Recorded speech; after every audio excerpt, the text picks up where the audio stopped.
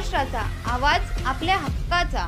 कल्याणच्या आंबिवली येथील इराणी वस्तीत एक धक्कादायक प्रकार समोर आलाय। येथील आरोपीला ताब्यात घेतल्याने इराणी वस्तीच्या नातेवाईकांनी पोलिसांवर दगडफेक केली। यात मुंबई एमआयडीसी पोलीस जखमी झाल्याचं समजतंय। हा संपूर्ण थरार मोबाईलमध्ये कैद झालाय।